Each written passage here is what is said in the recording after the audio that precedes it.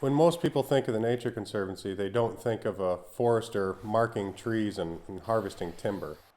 Jon Fosgitt is tagging trees in Michigan's Upper Peninsula. Trees soon to meet their end by saw blade. Fosgitt helps manage the Two-Hearted Forest Reserve for the Nature Conservancy. This is a vast tract of woodlands. It's now a demonstration project to show how a timber harvest will work to benefit everyone. Can you have conservation value in a managed forest too? So the hypothesis is that through utilizing the techniques that we're developing, we can have a healthy, diverse forest and still provide a sustainable source of timber and jobs to the economy in Michigan. The northern forests mean billions of dollars each year from the lumber, wood pulp for paper, even firewood for local residents. Timber cutting is this region's heritage and culture. It goes back 170 years. The timber industry is what gave Michigan and the Great Lakes its first place in history, really. We supplied not only the region, we supplied the nation and we supplied the world. In the mid-1800s, these forests were literally cleared to help build an emerging society and culture throughout the Midwest. Those forests grew back, and those are the same forests that we're trying to conserve today. What you saw during the period of the 19th century is we completely depleted our northern forests across the entire state of Michigan, which led to everything from the silting in of our rivers and the extirpation of many species, including some charismatic species like the grayling. We had the only Midwest population of Arctic grayling in the Great Lakes. That prized game fish drew anglers here from around the world. The grayling were last seen in the 1930s. Today, there is a lot more concern for our fish and other wildlife. When we first set about our conservation work on the Two-Hearted River watershed, we quickly realized that road stream crossings pose a significant threat to the health of the watershed. The road stream crossings, not done right, stop fish from migrating upstream.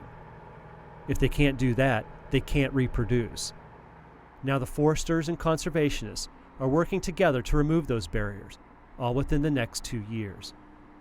We'll be one of the first, if not the first watershed of that size to be completely barrier-free. So all of the road stream crossings in the watershed will have been removed and replaced with crossings that are no longer a barrier to fish migration. We're learning more about the complexities of the northern ecosystem. The forest of today is not the forest we had before. At the Two-Hearted Reserve, Jon Fosgitt is working on a restoration plan to get us a bit closer to the way it was back in the 1800s. We know that through past management, our forests have lost a certain degree of their diversity.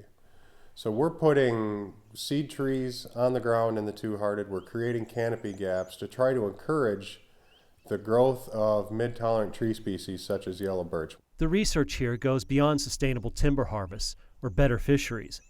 It's much bigger than that. A single tree can hold hundreds of gallons of water. Multiply that by the millions and millions of trees. The northern forests affect the water table, water levels, even the climate. Forests have a huge impact on global climate patterns. And one of the things that we are confronted with right now in light of climate change is each forest type has a different water balance in terms of how much water it retains versus how much water it gives back to the atmosphere to feed these clouds like we're seeing above our heads today. And so what we need to understand are how our precipitation patterns actually going to change as our forests change. The work at the Two-Hearted Reserve should lead to more answers not just about the forest ecosystem, but how to build and support a timber industry that's sustainable environmentally and economically. Everything from the forest product industry to the local municipalities, it has to be about full cost accounting of the cost and benefits of what we're doing. And that's what we're doing there, is we're actually getting down and crunching the numbers and saying, what are the benefits to people?